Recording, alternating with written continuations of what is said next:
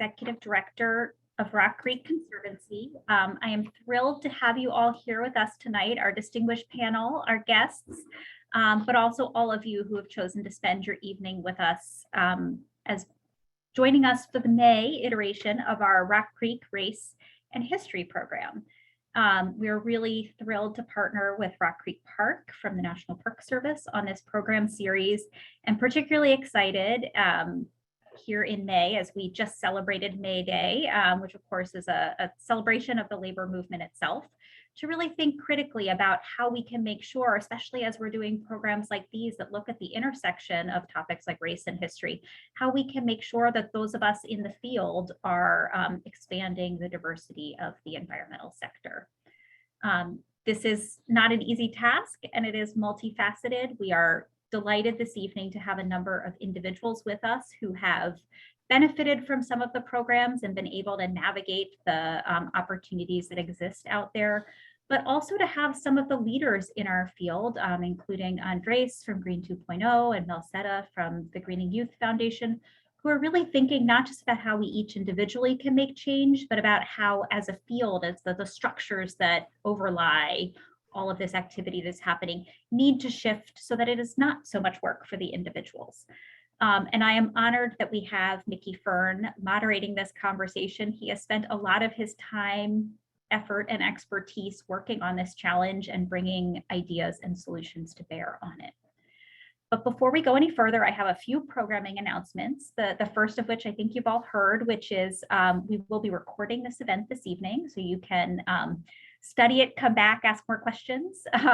As we are going through the evening, we do ask that all participants, human and canine, stay muted unless they are an official speaker of the event.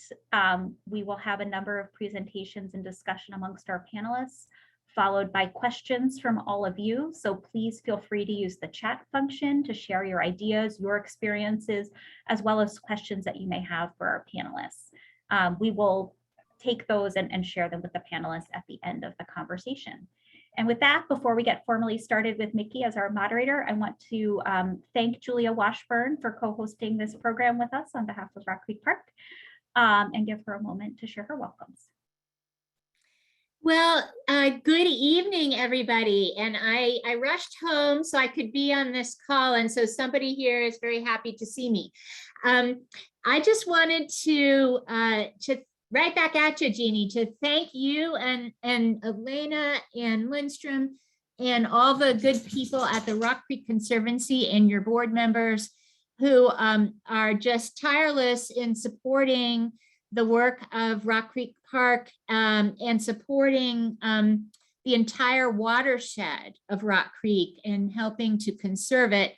And also being enthusiastic about exploring topics such as race and history as it relates to the park, and also helping us to do a better job of interpreting all American stories here at Rock Creek Park, tackling difficult conversations, and welcoming descendant communities to come in and tell their own stories as they relate to the park. So we couldn't do any of that without Rock Creek Conservancy as our partner, and we're just very grateful to you as always.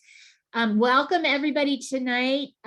Really excited to see so many people join in. We have, as Jeannie mentioned, a fantastic group of speakers tonight. And I am really looking forward to hearing them all. And I want to extend a very special welcome to former Deputy Director of the National Park Service, Mickey Fearn, who is a particularly favorite guy of mine and a colleague. And we worked together side by side for several years. Mickey, I just have the utmost respect for you and all the work that you have done, and really excited to have you talk to our great panel of speakers. I'm really excited that Andres and Melsetta could be here tonight. And I want to do a little shout out to Alexi McHugh, who is our most recent hire at Rock Creek Park into a permanent job. And so excited, Alexi, to see you on here tonight. And I'll turn it back over to you, Jeannie, or to Mickey. Yep, we can go straight to Mickey to take it away.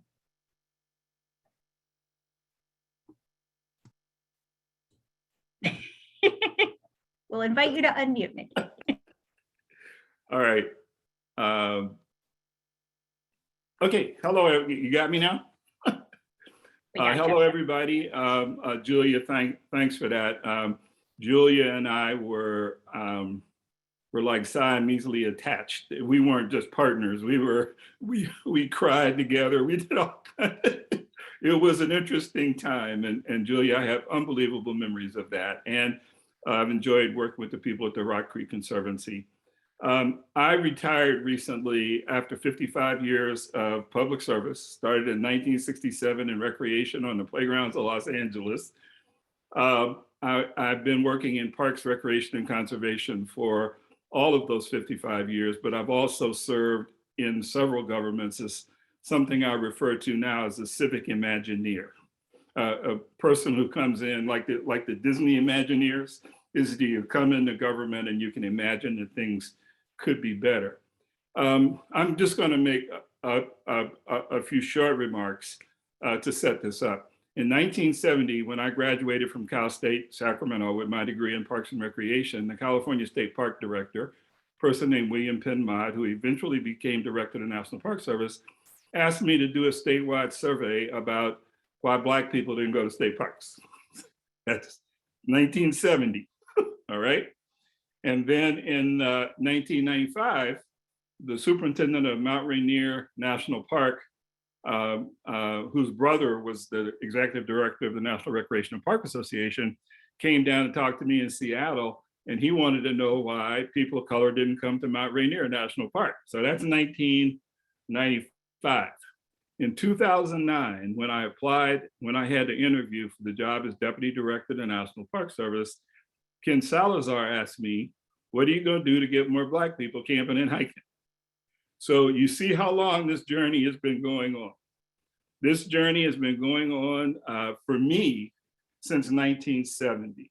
And for some reason, we haven't always got it right. And I think it's because when people who don't know the experiences of people of color, what they experience on a day-to-day, people who don't know that make suggestions that are very sincere, but very naive in terms of their understanding of what the problem really was.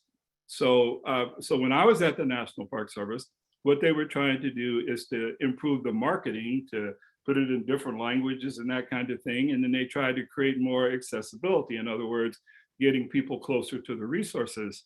And my response when they did that was that, when my son was 8 years old and he didn't like broccoli, it didn't matter where you put it on the table, he still wouldn't go eat it. And so what I'm saying about that is we can create more accessibility, but unless the people we're trying to attract are inclined to come, then all that work we do won't matter. And that's why we've been doing this work for since 1970. So what they have not taken a look at, and I think what this panel is going to discuss a little bit, is how racism has impacted the career and recreation inventories of people of color. We keep trying to change the organizations and make them more sensitive, and they're doing more outreach, but we have never taken a good look at how racism has impacted the recreation inventories and the career choices of people of color. The other thing that I'm happy about in this conversation is that it's an intergenerational conversation. So I've got 55 years at this and I've got some ideas, but the things that were true when I was growing up are no longer true. There was no social media, there was none of that stuff. So we have people, you have retired people, you have people in mid-career, and you have people new. And I think that's what's going to make this conversation a really interesting conversation, because we do need to take an intergenerational approach to it. So I'm going to introduce the panelists, but I'm going to do it not like I was asked to do it, because I don't want to sit here and read their stuff and take time away from them in terms of the presentations they need to make. So, but I will say their names and say who they are, and then I want them to talk about what they think is important about them to share with other people, okay? So we have Alexi McHugh, who I know and am very close to. When I was on the board of an organization called Shift, he was involved, and he told me at that point that he wanted nothing more than to work for the National Park Service, and somehow over time that worked out. And he has a very clear vision and unbelievable intellect, and I'm really excited about what Alexi's going to say. Melsetta, did I pronounce it right? Melsetta. Melsetta, correct. Melsetta. I don't think we met, but your bosses, Angelou and I are when I was deputy director and she was just starting the Green and Youth Foundation, we worked very closely together. And the Green and Youth Foundation is one of the organizations that can really show results in terms of the work they're doing in terms of attracting people of color to the field. Absolutely. And then Terry Linstrum, who is with the Rock Creek Park Conservancy. He and I have been working together maybe about 2 years now, and is one of those young minds that really sees the issue and is trying to come up with the right solutions to the issue.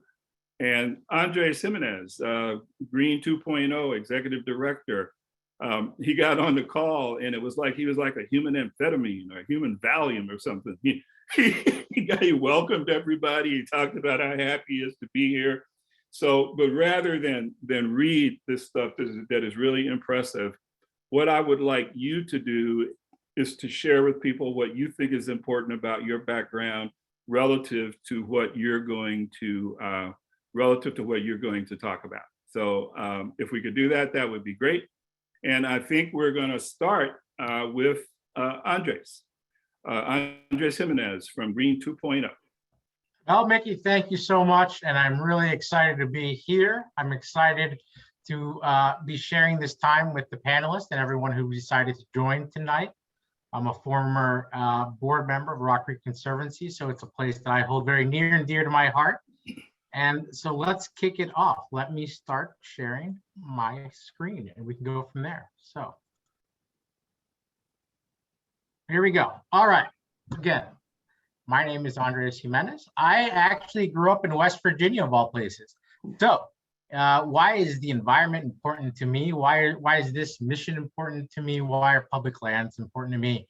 I grew up in the 80s in West Virginia in a time when you would go out and play as a kid and you wouldn't come back until it got dark out, and you would go out and you would explore. You'd go out in nature. You'd sit by the creek. You'd go fishing. You'd go camping and hunting and all those wonderful different things you can do outdoors, and learn to really appreciate my surroundings and really learn to appreciate nature.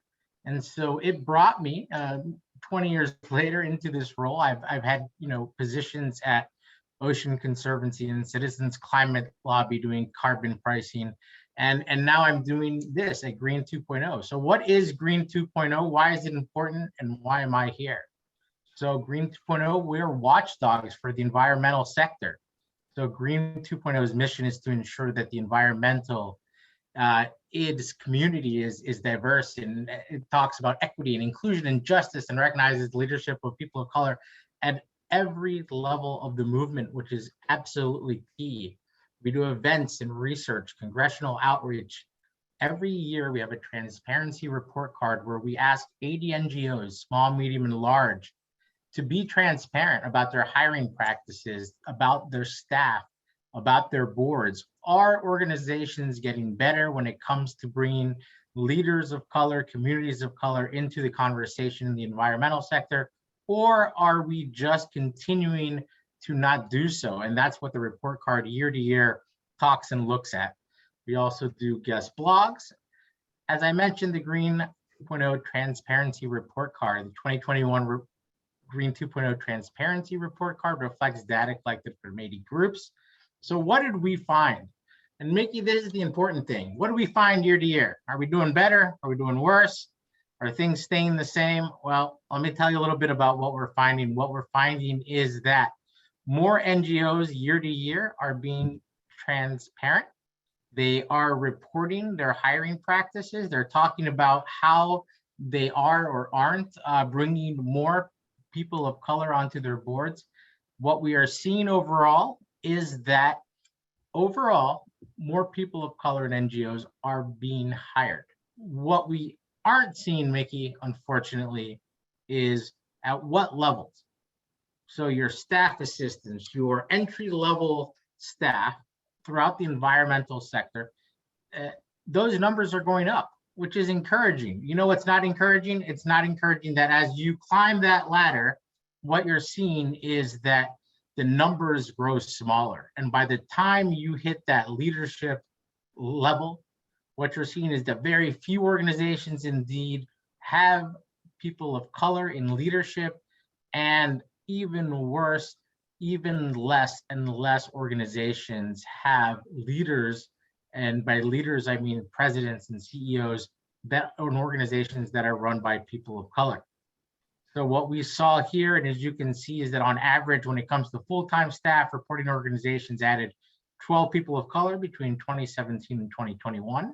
I just mentioned, on average, reporting organizations added 3 people of color between 2017 and 2021.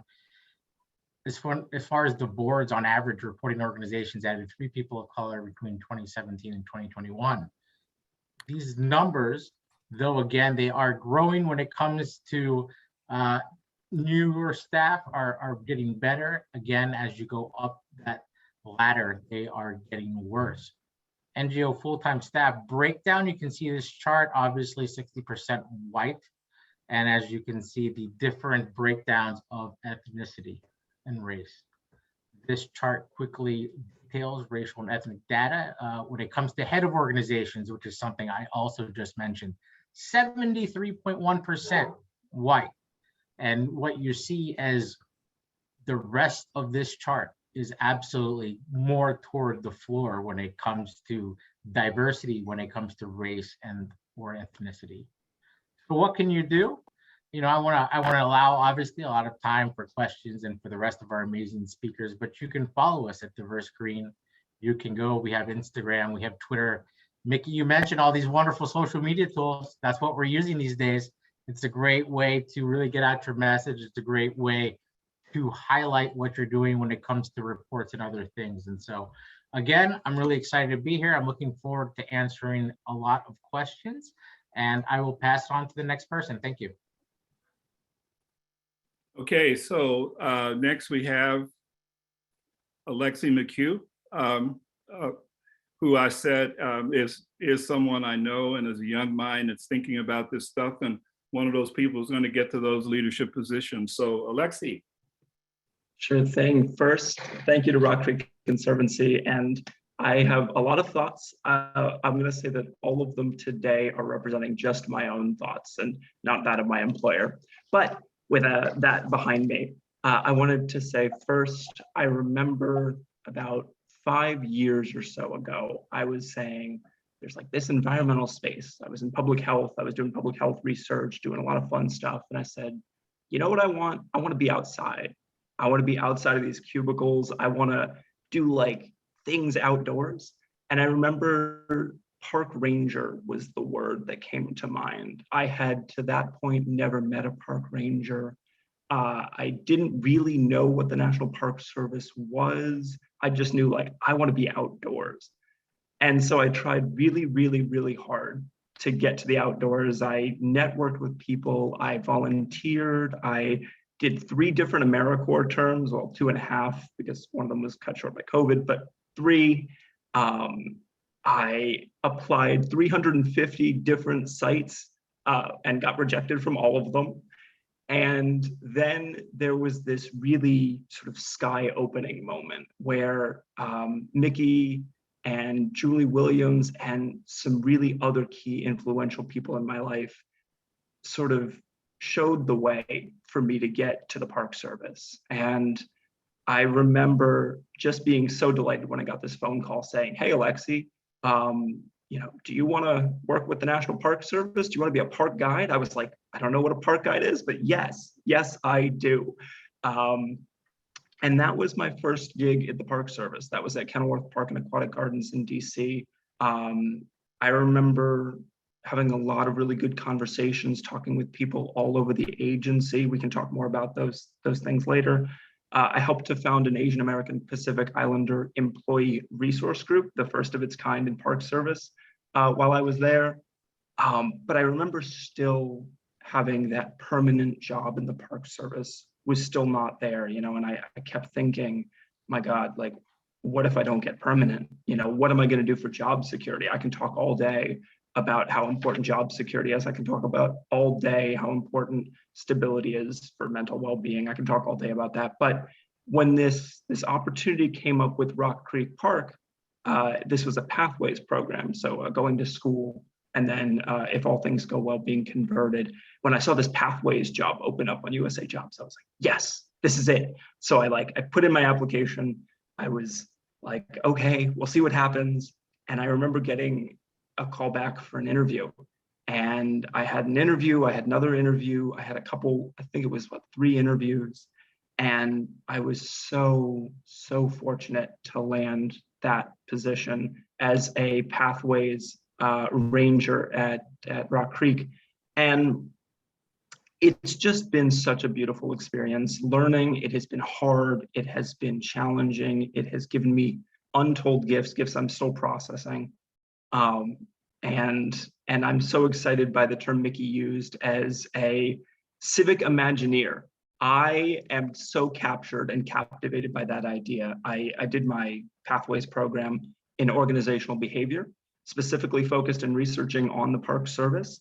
So I sort of sit in the space where I'm this permanent person, which is just overwhelmingly exciting. But I'm also looking at how I can look at my situation and make my situation easier for folks in my position, easier for the folks who had to do the AmeriCorps jobs, folks that want to get to this Park Service thing, how to make it better for the current employees that are there. And I'm so captured and captivated by employee engagement and employee experience. So I'm really excited to talk more about that, how it can make it easier for folks of color, for young folks. That literally captures my everyday. So I'm so excited and thankful to be here to talk more about that from my perspective. And I want to thank RCC again for allowing me to speak. And thank you very much, Mickey, for the kind words in the introduction. Yeah. So Alexi, you landed pretty well. You landed in the Julia Washburn Brian Joyner sandwich, which is an unbelievable sandwich. Oh yeah, I'm going to talk more about that in the questions and answers. Yeah, thank you. Okay, all right, because I want you to talk about your onboarding and the things that you struggle with and some of those kinds of things too. Okay, I lost my agenda. My agenda went away. I feel. Melsetta's next. Huh? Melsetta's next. Yeah, that's what I thought. All right, Melsetta, take it away. Thank you, Mickey. I'm Melsetta, and I'm fairly new to GYF, 2 months in. Right now, just starting from the Bridge program. The Bridge program started off initially as the Bridge Project, right? In May of 2021. It was such a huge success, it turned into the Bridge program. With the Bridge program, it's one of those equitable hiring opportunities. Thank you. Okay, thank you. The Bridge program is a facilitated hiring pathway for the environmental sector, where employers and candidates, my job particular is to bridge the gap between the employers and the candidates, making sure that we are hiring exclusive candidates for our partners within the agency. Next. Our Bridge partners and our Bridge, could you go back one page? The Bridge team consists of all of these partners here, which we do a large variety of work, reaching out to several partners, several players, several different market industries who are looking for the same type of hiring practices, that equitable hiring for all candidates.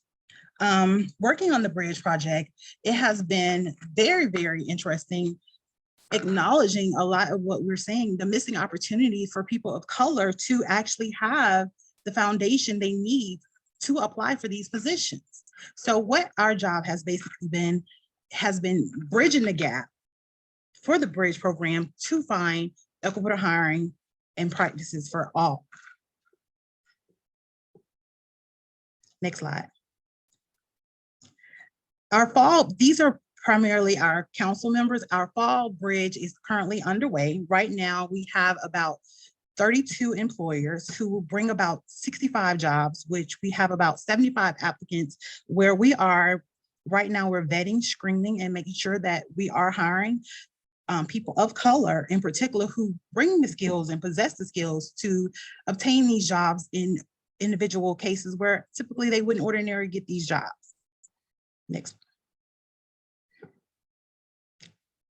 These are a lot of our partners who are participating, fall and spring employers who have brought jobs to the bridge program for our candidates.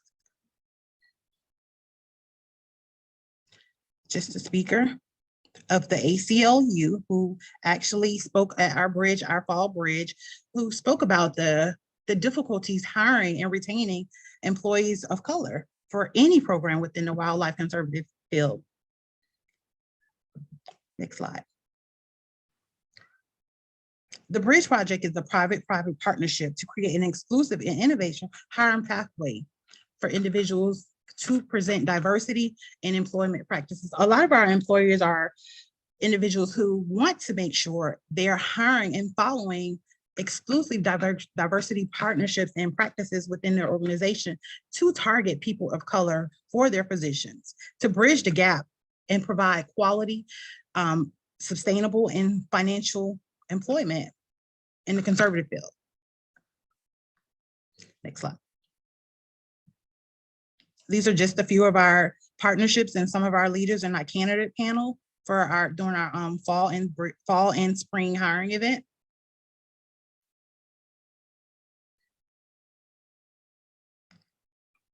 What is the bridge? The bridge benefits employers and employees. A lot of our participants are fresh college graduates, or some are still in their college right now. They come to the bridge program just as a second outlook in a hiring where they're trying to find jobs in the conservation field, where we facilitate an event May 17th and 18th, where we hire and we root and we vet candidates specifically for these jobs that they're applying for people of color in the conservation field. Next slide.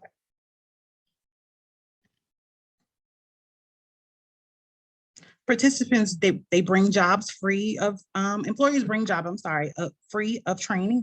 They get, most candidates get a coach, get wraparound services from the Bridge program, cover letter, writing, resume writing, a variety of skills that actually help them with their job submission and actually allow them to be qualified and be confident in the position that they're applying for. Next slide. And we do have benefit sponsor packets if any of the employers want to sponsor. These are the categories where they can sponsor, and these are the individual price guidelines where they can sponsor and how can they be a part of the bridge services. Next slide. The bridge candidates have exclusive individual rights to the jobs that's presented. And again, they have cover letter, they have training, they have cross-sector learning section, network events, industry leaders and field experts who actually guide our candidates. And we have so many, a wide variety of options for candidates and employers to make that connection happen. Next. Why the Bridge Project? The Bridge Project, it's one of those pathways for a lot of the candidates who are looking for jobs in the conservation field, who just wouldn't happen to find equitable and hiring practices and companies. My job in the Bridge program, being freshly on the Bridge program, has been starting and making that connection. Initially, in February, there was looking for employers who believe and follow our practices as hiring equitable, and looking for candidates who meet diversity, who wouldn't ordinarily be people of color, who are interested in positions and giving them fair and marketable income and benefits that typically they would not ordinarily have. So our job, and my job in particular, is to make sure candidates are ready and that the employers are matching properly with the candidates and able to hire them on the May 18 hiring event. So right now we are about 70 candidates in with 32 job offers, and we're just looking to make sure that we bridge that gap and make sure that on May 18th that we are hiring and making sure that all of our candidates have a fair shot and opportunity at these particular jobs.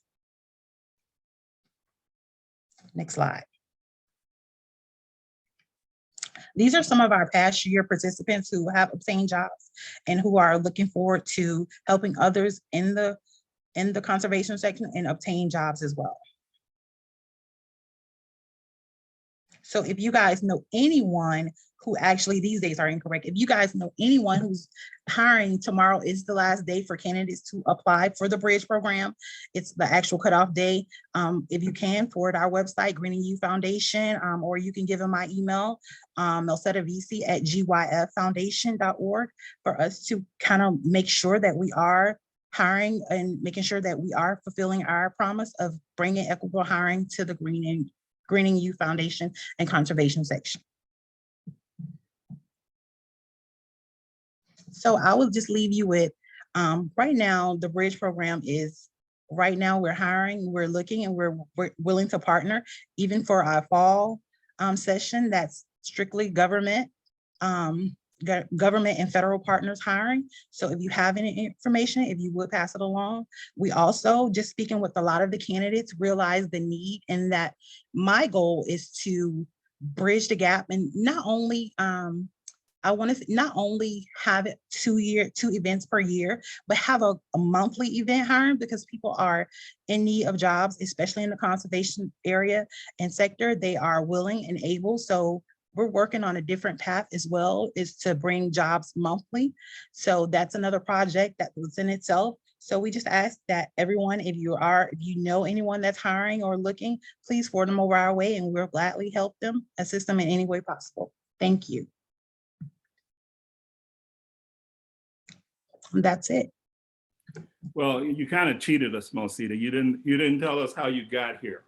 What's your journey? My journey, how you ended up here. I ended up at GYF because of my community work here in Atlanta and my desire to bridge the gap between employment and equitable hiring practices with people of color. And where'd you go to school?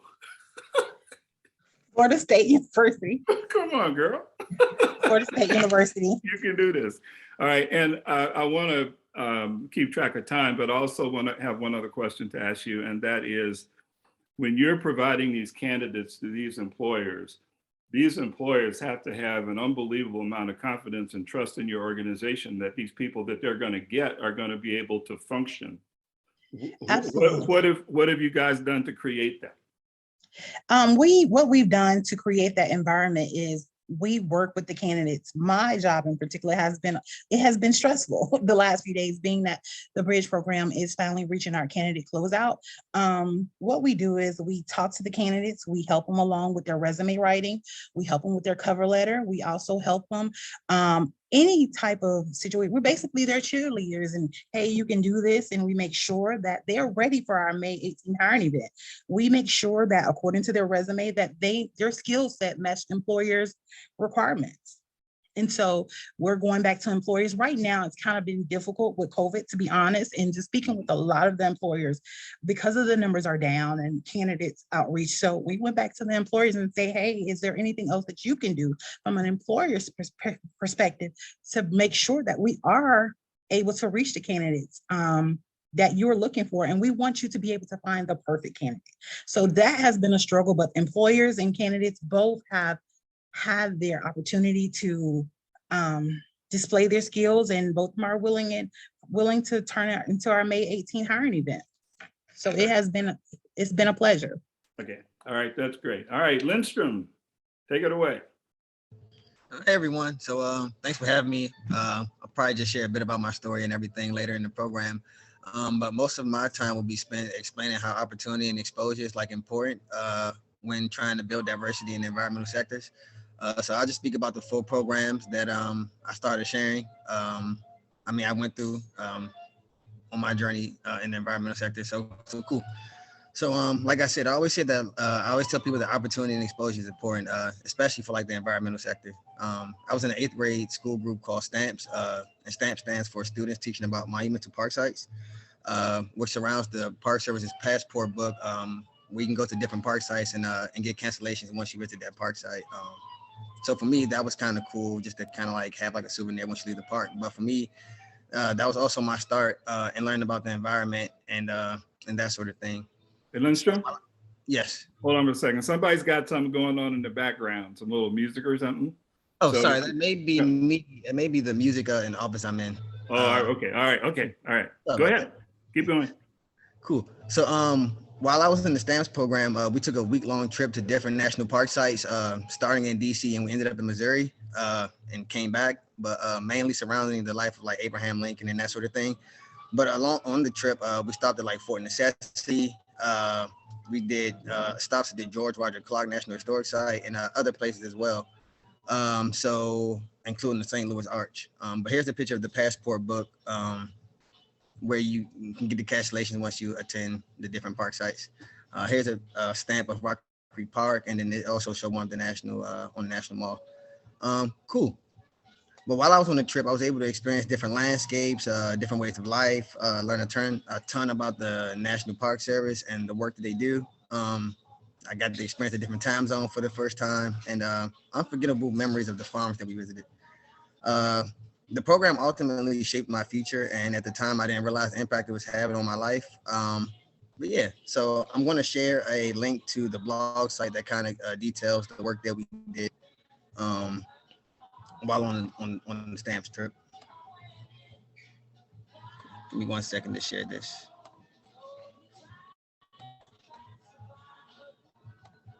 So for me, this was like my introduction to like the National Park Service and a little bit of the work that they do.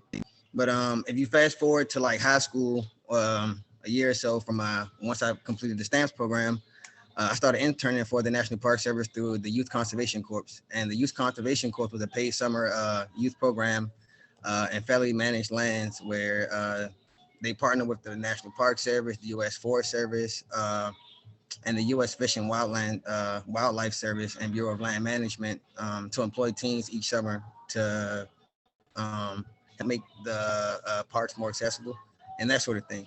So I was a part of 4 high school students that were tasked to make the parks more accessible, and while working with the education interpretation team on the National Mall. I found this program after searching for opportunities in DC that allows students to work for the national parks. I became interested, like I said, with the national parks in 8th grade through the STAMPS program. So after I completed my first summer through the Youth Conservation Corps, the following 2 summers, I was a part of the Marion Barry's Summer Youth Employment Program, which gave youth ages 14 to 24 in the DC area a chance to gain like work experience during the summer. So the goal of SYP is to introduce youth and employers, to introduce youth to employers who will give them like, I guess like positively impact their futures and drive their careers. So that was another program that that helped me find a way into the Park Service with the Marion Barry Summer Youth Program. I'm gonna go ahead and share the link to that as well in the chat so you can learn more about the information about the SYP program.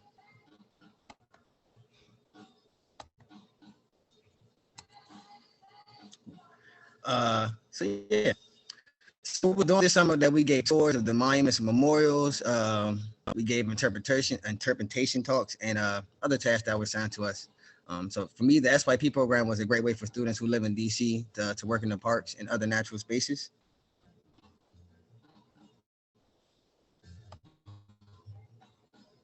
One more link I'm going to go ahead and share about the SYP program. The last one was about the Youth Conservation Corps. So So it was through these three programs, through the Youth Conservation Corps, SYP, through these three summers, through the Youth Conservation Corps, SYP, that really helped shape my future while I was in high school. My senior year of high school, I decided to get ready for college, so I didn't do an internship that year.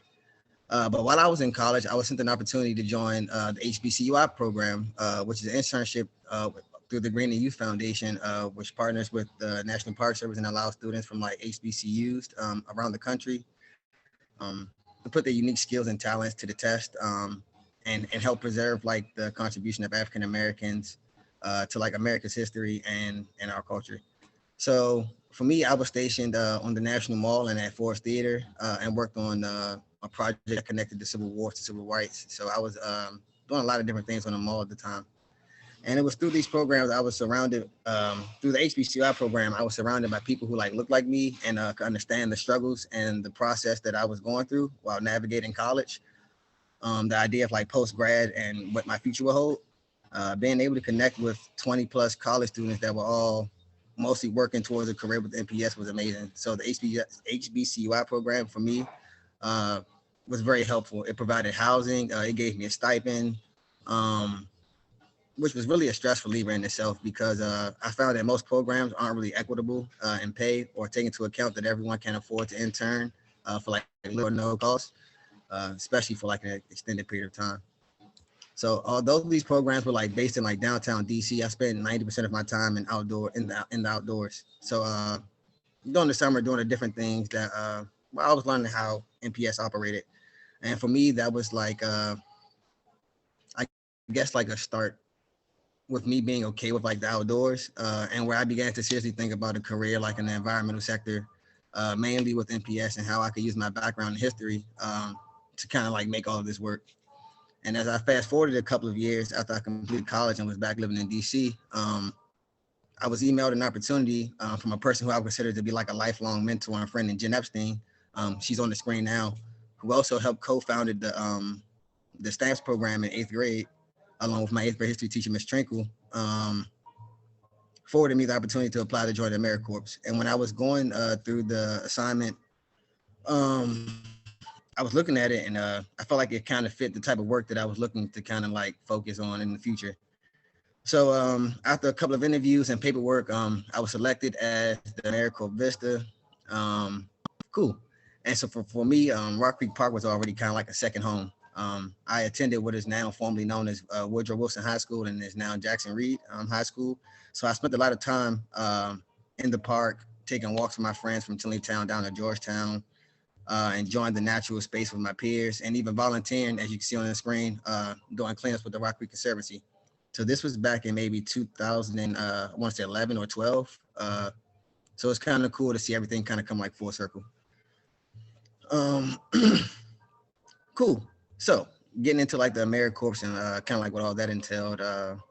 AmeriCorps was is a network of like local, state, and national service programs that connect over 70,000 Americans a year in service to meet the community needs in education, the environment, public health, and et cetera. So as the JEDI, AmeriCorps VISTA, and JEDI stands for Justice, Equity, Diversity, and Inclusion, and VISTA stands for Volunteer and Service to America.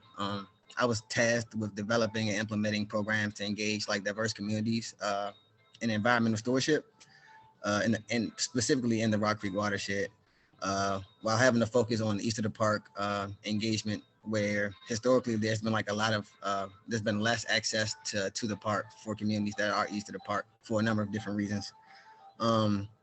But for me, this was a cool position because the VISTA position was a stipend position. My term was a year-long service program.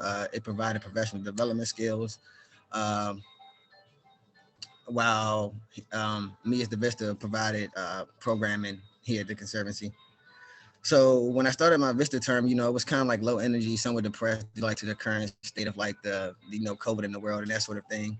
But after being out in the parks and having like a sense of like nature again, I found it was like very relaxing. It was a known feeling that I had forgotten when I attended college. So I guess coming back into the parks and being in that space, I realized that nature kind of has like this healing component. And I think that was something that I wanted that more people in DC, specifically east of the park, to experience. So I should say life kind of came full circle a few months after I started at the Conservancy. I was a crew leader for the Conservancy 6-week Rock Creek Conservation Corps program, also known as RC3. I led the MOCO crew, and another VISTA led our DC crew, which was made up of students who applied through the SYP program. So during that 6-week program, I had the opportunity to work with those students and on a few occasions. So being able to work with students who were once in my position and where I was once in their position was really like a cool experience for me. But there are a few challenges, I guess you could say, when it comes to like diversity in environmental spaces. As the Jedi VISTA here at the Conservancy, I saw a lot of those inequities and was tasked to identify those issues to help make Rock Creek more accessible to everyone, especially in communities that sit east of the park. But there are groups like the Green Youth Foundation who have created spaces for people of color to, I guess, experience the outdoors through paid internships and opportunities. You have groups like Soul Track Outdoors, Brown People Camping, and even Pride Outside, who connect infinity groups, people of color, and just the community as a whole who want to experience and protect the environment. So, and just also people who just simply want to exist in outdoor spaces. I feel like most of the time, people think if you want to be in the environment or in the environmental sector, you have to have some type of mission but it's okay to just exist. But cool. And all for me, opportunity exposure was really the key for me when deciding to further my career in the environmental sector. Yeah, so every choice and every program that I've done from 8th grade up until now has led me to the Conservancy, where I finished my AmeriCorps term this past April, and now I'm here supporting programming and still working with communities east of the park as a Rock Creek Fellow. Yeah, I plan to return to school in the future and hopefully get a master's in environmental justice.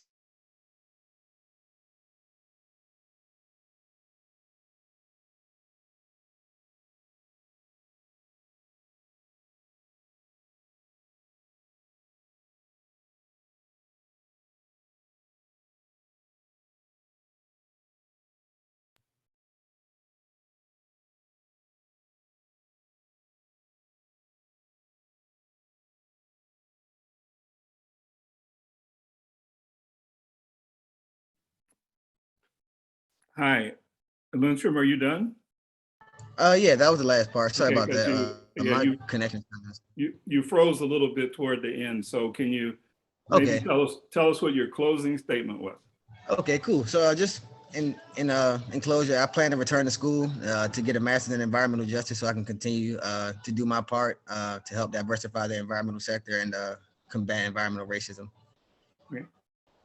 All right, so thanks to Andreas, we're ahead. He didn't take nearly the time I thought he would take, but we're going to get back to him. Before we go into the question and answer session, I'd like to say a little bit about why some of this stuff hasn't worked. In 1977, when I was working for Jerry Brown, when he was governor the first time, I got to meet a futurist. His name was Marshall McLuhan, and I can't tell you the whole story, but we were having a conversation and he looked at me and he said, you know, Mickey, flowers don't grow in disciplines. They only grow in the spaces between the disciplines. Flowers did not grow in disciplines. They only grow in the spaces between the disciplines. You can't solve a systemic problem with a single disciplinary solution. So the National Park Service can't solve this problem. Green and Youth can't solve this problem. State park agency, the only way we solve this problem is if we do this together. And as I said earlier, if we do this intergenerationally, because we really have to understand how the new generation is experiencing this. When I got, every African-American person I've talked to who was in the environmental field or conservation field who is my age, got there by virtue of some huge episode in their life that caused them to do it. It wasn't something that they planned. They did not have a pathway. It's that something happened in their life. They ended up in some rural area somewhere. Their parents abandoned them, but somehow that's how they got their exposure to nature. They did not have an opportunity to develop the regular kinds of exposure to nature, nor did they have the opportunity to go through proper channels. If I had not known John Jarvis, who was the superintendent of Mount Rainier, who came to me If I had applied to be deputy director of the National Park Service, I would never have been deputy director of the National Park Service. If that was the job I had to apply for, I would have never got that job because there's nothing about my background that suggested that maybe I could do that. But I want to start quickly with each panelist, now that they've heard the other panelists, to hear what their experience was like, what they were thinking about while they were listening to the other panelists, or things that they did not say. So Andres, I want to start with you and give you time to reflect on what people said, what you experienced, and anything else you want to add to this conversation. Yeah. I'm gonna give you about 2 minutes for this. We're ahead, so we can do this. Okay. All right, great. Thanks, Mickey. Yeah, I mean, all the panelists made a lot of good points, but I think that one of the most important points that I heard was this idea of youth and making sure that we're bringing in our youth.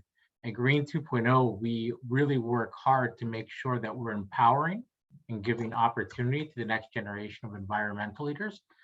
If we don't have leaders of color in the environmental sector at all levels, if we don't have accountants, scientists, researchers, whatever you want, comms, if youth don't see themselves in these positions, if they don't see themselves in these roles, they're going to put their passion elsewhere.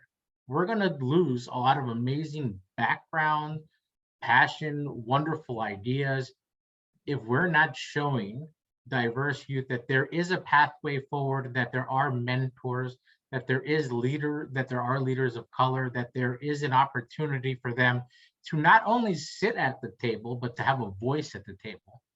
If we're not showing this, we are not helping one another. We're not helping our cause. We're not helping to move climate change and solutions for climate change forward. So we really need to focus as an environmental sector and say, how can we provide opportunity? How can we provide these work experiences, these fellowships, these internships? And one of those ways to really entice youth, Mickey, is something that also came up a few minutes ago and throughout the conversation is we need to make sure that we're giving those fellowships and internships, that we're providing a stipend, that we're providing them with something that shows their value, that allows them to be able to work in these positions. We can't say, come work here, but basically because you have to travel or eat lunch or do whatever, you basically have to pay to have this fellowship or pay to have this internship and this opportunity, to pay to have this on your resume. What we need to do is we really need to make sure that we're providing not only the opportunity, but the financial opportunity to provide them the ability to do so. For so long, I was one of those interns a while back ago who used to have to kind of walk past behind someone on a turn in the metro because at the end of the month, I didn't have money to be able to get to my internship where I had to pay to be an intern. And so we need to make sure that we're not just having those opportunities provided for youth and making sure that we're looking out and providing mentorship, but that we're also making it available and making it an opportunity financially as well. I'm assuming that collaboration is a value at the foundation of what you do. I mean, because you can't do this without working with a whole bunch of other people, right? We absolutely can't. And just last year, Green 2.0 added 69 new partners, and we continue to add partners all the time. I'm always encouraging organizations to reach out to talk about how we can partner, how we can share one another's values, missions, opportunities. For example, we have a job board that's free that, we always encourage organizations to come and tell us about what jobs are available, because typically a person coming to Diverse Green's website, to Green 2.0's website, is a person of color who's interested in learning more about diversity in the environmental sector. And they can see that these organizations, foundations that are putting jobs up really are trying to add diversity into their programs, their teams, and it's part of what their mission is about. Okay, all right, thank you. Alexi, you listened to the conversation. So what's your takeaway from what you've heard so far. Yeah, absolutely. First, Andres, thank you. You took so many of the points that I wanted to make and said them way better than I ever could have. So first, thank you for that. Second, when I was listening to the presentations, I was just thinking, thank gosh for organizations like Greening Youth. Thank gosh for folks like Green 2.0, for Bridge Program, because as somebody who tried to get in for what was 5 years for my journey, but is what sometimes 7, 10, even longer for other people to get into this sector.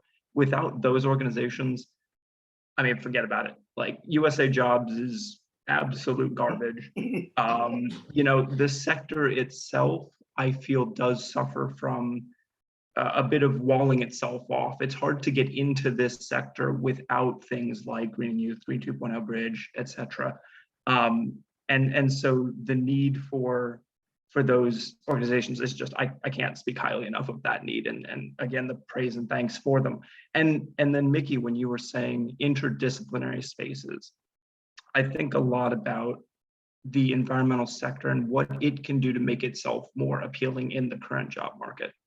Frankly, what are the non-monetary things that can be sold with environmental jobs? What can the Park Service do when it wants to get fellows? Because the sector doesn't pay super well. And so what, I think about this and I think about what are the types of experiences, the non-monetary compensations that can be added, competitive advantages. I'll talk more about that later. But I'd love to hear more from Linstrum or from other folks. I can talk about my experiences about why fellows stay for so long and why fellows keep coming back to this sector, and what we can take from their experiences that we can multiply. And I'm sure Green 2.0, I'm sure Greening Youth have data on this, but I'd love to sort of capture that and learn more about, like, what are those benefits that make folks keep coming back, because we need more folks like the folks in the room here today. So those are sort of some of the stream of thoughts that I had. All right, thank you, Alexi. We're going to go to Melsetta, Linstrum, and then we'll open it up for questions from the people on the call. So Melsetta. I took away 3 things. We have a lot of work to do. We have a lot of outreach, a lot of communication, and a lot of sponsorships. The work that needs to be done is unmatched. And just listening to everyone on the call, it is something that we got to start rolling up our sleeves, and Greening Youth will dig deeper in and reach out to more people and change the market and change the dynamics one student at a time. The other thing I took away was we need more conversations like this, more opportunities like this. This is small compared to the magnitude of the people and the network that we can reach out to if just more conversation like this is being had on a more larger scale. I also took away resources, employers and resources. We need more resources, like Alex was mentioned, about housing and stipends and just different things. Speaking to a lot of my candidates right now, a lot of them are, that's the nature of our conversation. The market right now, opportunity. How do we get in these hard to fill positions? So my takeaway today, and from my understanding, is we just have a lot more work to do, and more resources. Okay. All right. And Linstrum. Yeah, same. I took away the idea of like collaboration. It kind of ties into the points of like opportunity and exposure. The more chances I feel like people who we want to be coming to the environmental sector, if we give them the opportunity, exposure, and space to, I guess, understand what we're trying to accomplish, I guess what the future holds and how they play a part of it. I think more people, especially from places like DC and other areas where they don't really see them have a place in the environmental sector, I feel like that'd be a way for them to get a chance to feel better about it. Okay. All right. All right. Alana, I'm not sure how you want to do the question and answer thing. I can't see people who want to ask questions. So how do you want to proceed with this? Nikki, I can offer questions that are coming from the chat and elsewhere. that's Okay. okay with you. Yes.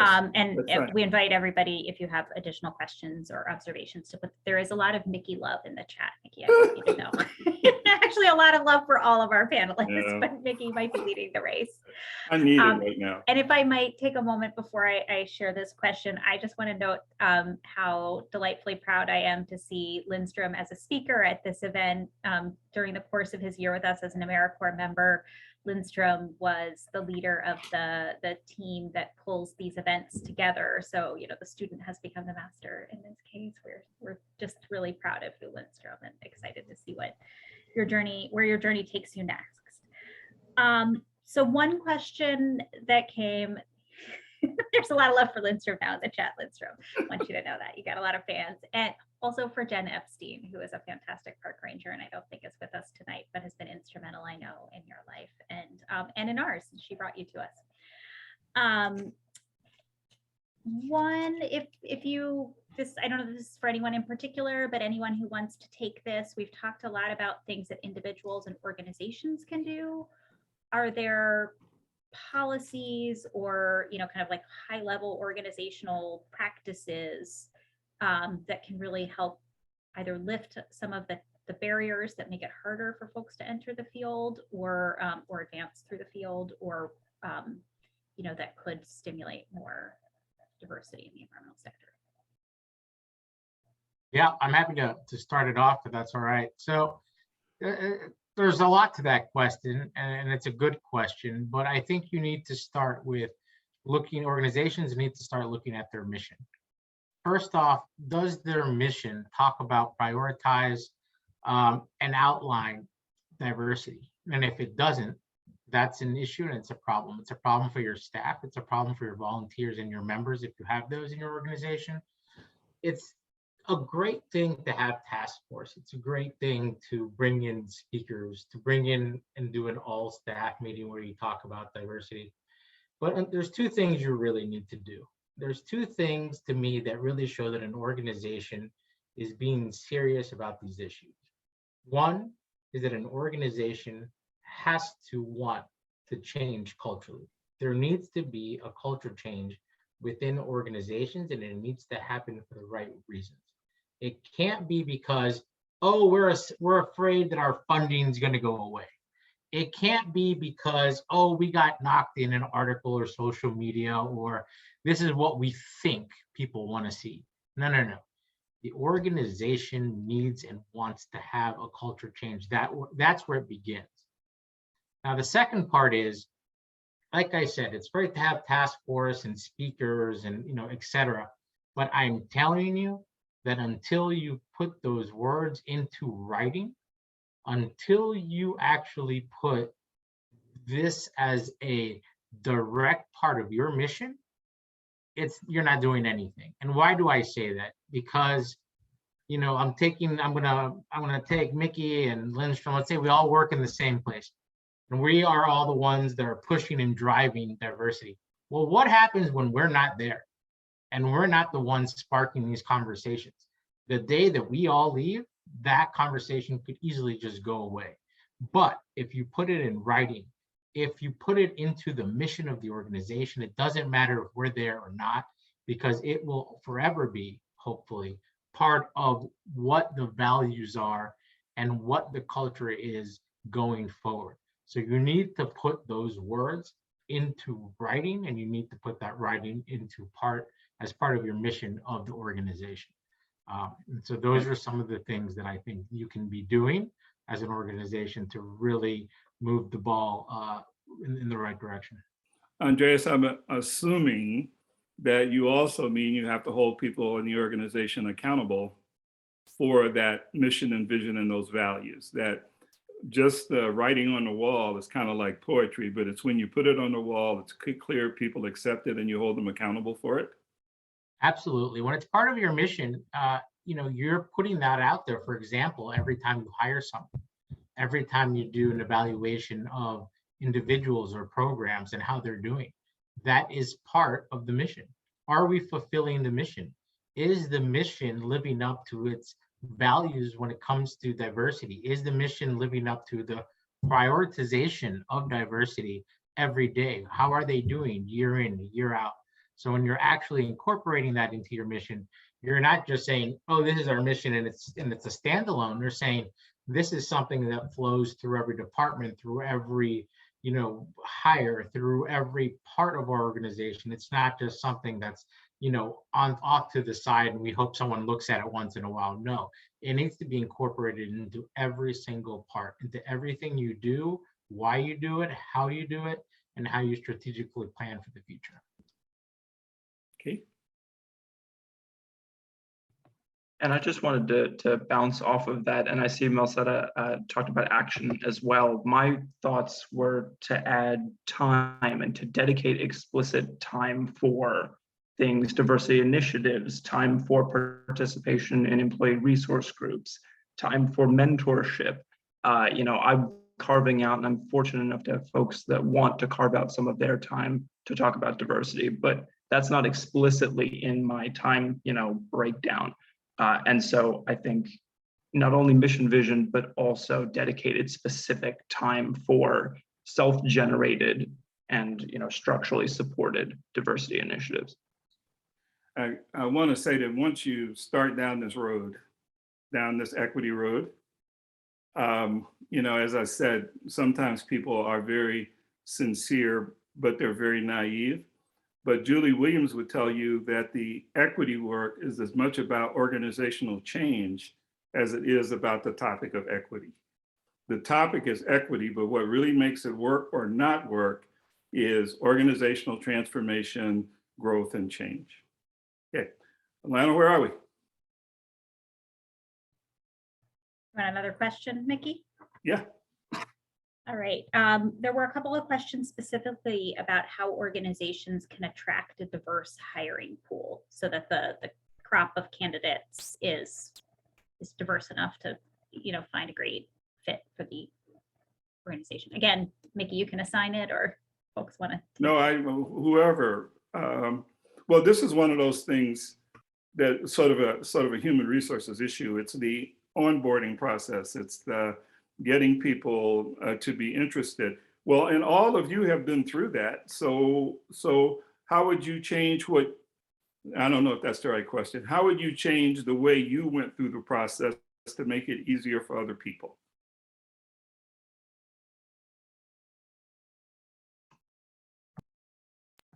I'll take that question. Right now, with the hiring process for the Bridge program, I look at the qualifications, the demographics. Not everybody, I have to realize at the end of the day, not everybody look like me and not everybody has a look. I look at what you bring to the table, your experience, your qualifications, your understanding for from our employers. So there's a lot of different demographics that we cover. Unfortunately, it's just one of those things where I have to make sure that I'm giving everyone, no matter what, a fair chance and a fair shot. Okay. Anybody else? Yeah. All right, Alana. Another question? That was fast.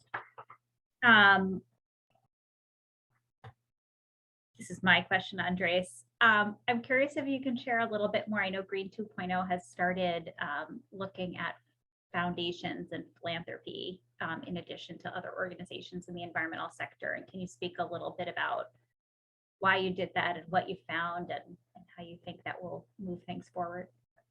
Yeah, no, that's great. So I think it's important. Yeah, we've been doing a deep dive, a deeper dive every single year. As I mentioned, we look at organizations, but as Jeannie mentioned, we also look at foundations.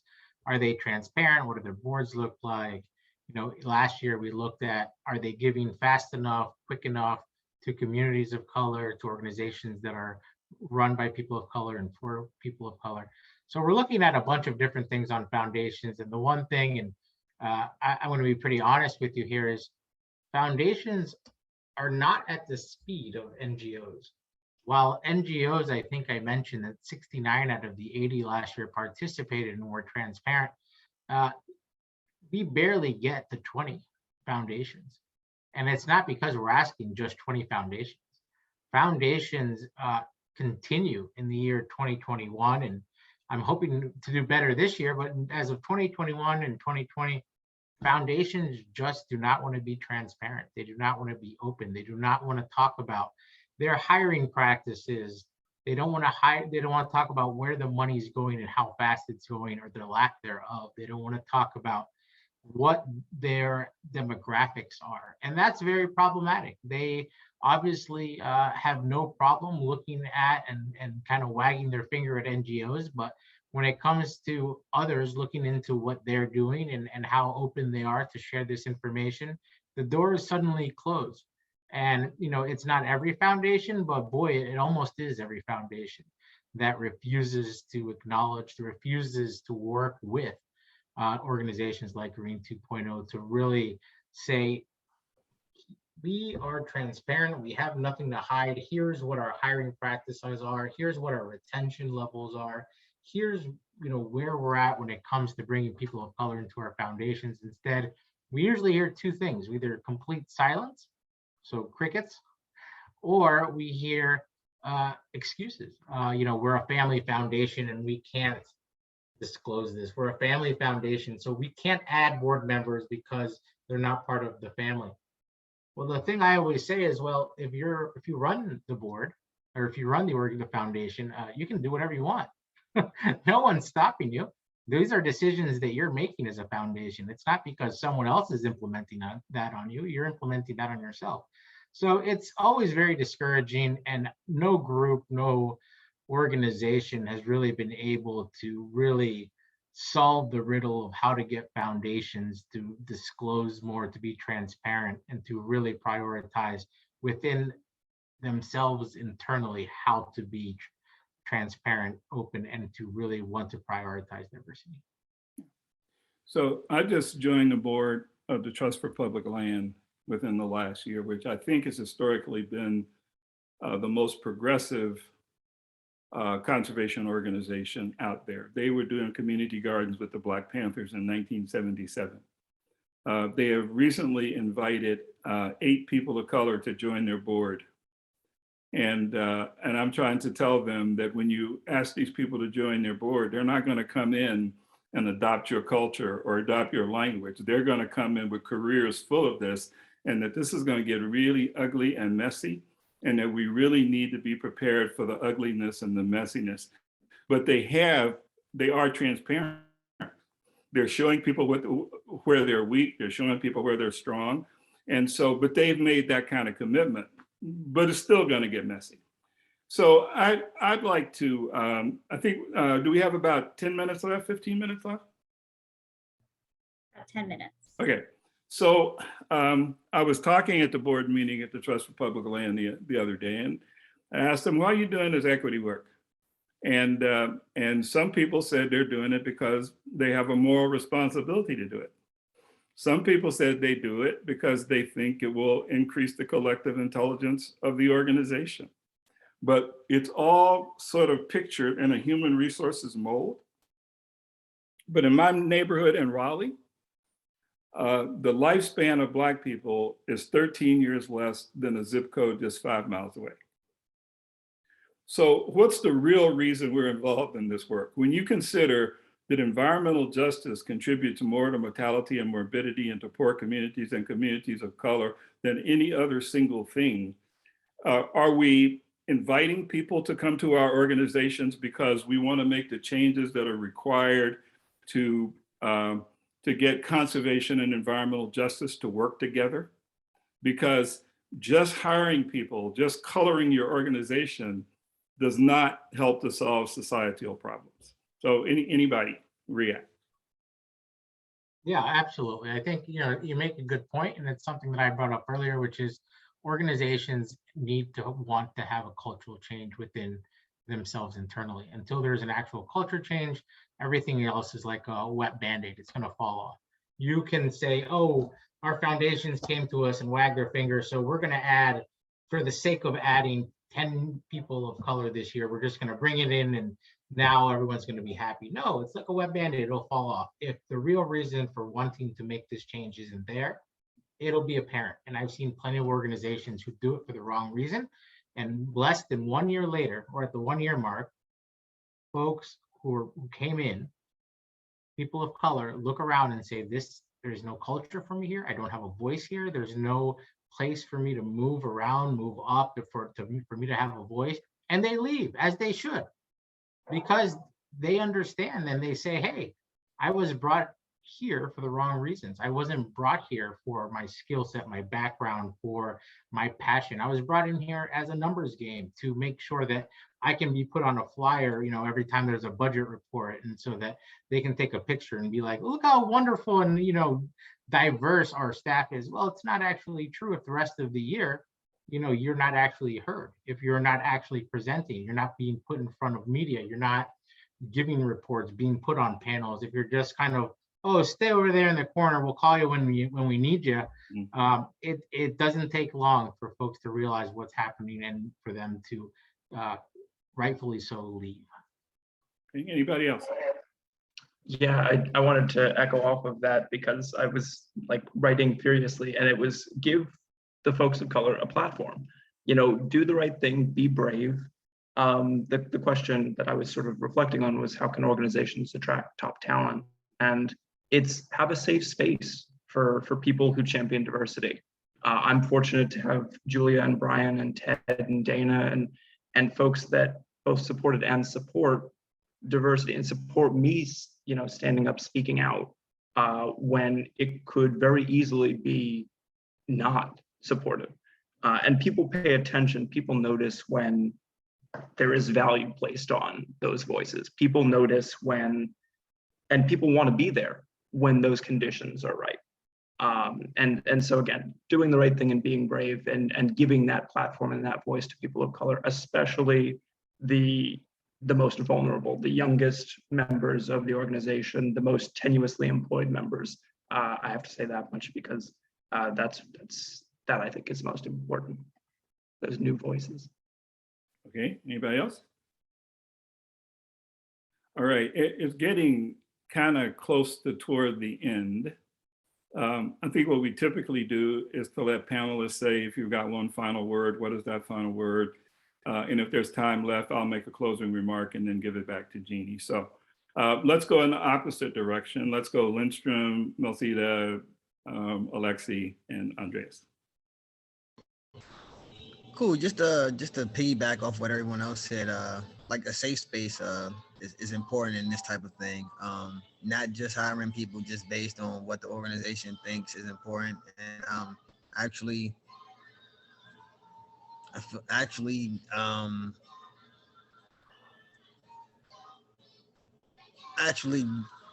working towards making those. Sorry about that. I guess trying to figure out the best. Right. But right, like you said, it should be the mission, not just a part of the mission. Is what I'm going to leave us with. Okay.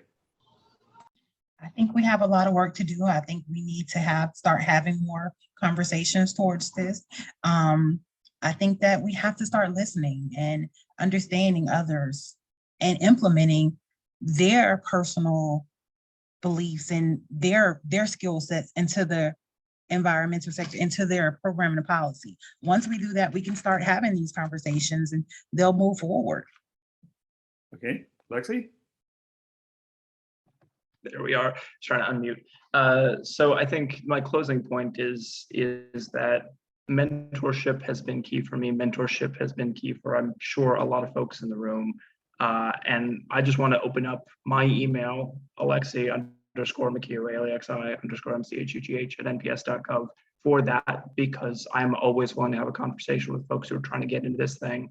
And I really value hearing from folks who are trying to get in and trying to make their journeys a little easier. So I just wanted to open the floor to folks who want to get in touch. Okay. Andres? Yeah, I guess that leaves me, Mickey. Mickey, thank you. So I think you just muted yourself. of course I did. That's how it's, why not, right? That's when I was trying to say thank you to you. And then of course I muted myself on that part. Anyways, Mickey, thank you so much for being our moderator today. Education is key, as we've learned today. There's not enough of it. There needs to be more. There needs to be more collaboration. There needs to be more voices. We need to make sure that we're providing room, space, opportunities for one another. I threw in the chat our annual report card so folks can get a better understanding of what's actually happening in the environmental sector And yeah, let's just continue to make sure that number one thing that we need to do is to be supportive of one another. That is how we move forward. All right, I'm going to tell a quick story. When I was at the National Park Service, Brian Joyner, who I think is still on the call with my deputy, and I'm going to tell this story, he would probably be looking at me right now and say, don't tell the story. You don't want to tell this story. But in 2013, part of the reason I decided to leave the National Park Service, and there were several reasons, but is that somebody expressed to me that they thought people were getting Mickey fatigue. That my responsibility was to come into the National Park Service and to get it to understand the importance of equity and relevancy and diversity and inclusion. And after about 3 years, people are saying, we think we got Mickey fatigue. And that's how it was just in 2013. Now, I should also say that I expected that. I've done change agent work most of my life, and I know there's a point where the change agent is no longer effective. And I also want to say, I'm not criticizing people in the National Park Service. I love the National Park Service more than any organization I've ever worked with. I love its mission and its vision. I love what it does. I love who it does it for. But, you know, like all of us, we can all be broken and beautiful. It's beautiful, but it's also broken. And I think we have to work on both of those things. So what I am glad to see is that the new generation of people moving up aren't subjected to the same things I was subjected to, and also are bringing fresh ideas and new thoughts to the process. And I think it's also interesting that just on this panel, there's been a lot of collaboration on this panel, of the people on this panel without preparing for this thing today. They've just been working together. So, and I also want to thank the Rock Creek Conservancy for creating these kinds of experiences. I think maybe this is the third or fourth one. They did one on lynching and this one, and I think there was one in between. And I think these are the kinds of things we have to do. These are the kind of conversations we have to get people to have a greater understanding of the challenge and to move toward and solving the problem. I would also say that upon retiring, you know, I've decided that I'm not going to work much, but I'll do what I want to do for people I enjoy working with. And if you have questions of me, if you'd like to hear from me about my experience in this work, I'd be happy to be with any of you. And that's even people on the call. So with that, I'm going to give it back to Jean or Alana. Thank you so much, Mickey. I must say we are incredibly grateful for your leadership of this event tonight, and I have yet to get Mickey fatigue. I think we're about 2 years into collaborating on a variety of different things. So I'm sure it'll come at some point, but in the meantime, incredibly grateful for all you've helped us learn. I am also incredibly grateful to Elena and in his other life, Linstrum, for helping pull this program together, as well as the really incredible team at Rock Creek Park that helps us, that co-hosts these programs with us. The words Julia and mentor have been linked in a number of different sentences this evening by almost everybody on this call, and Melsetta will have to get you an introduction directly to Julia so that you can add her to you can join the fan club too.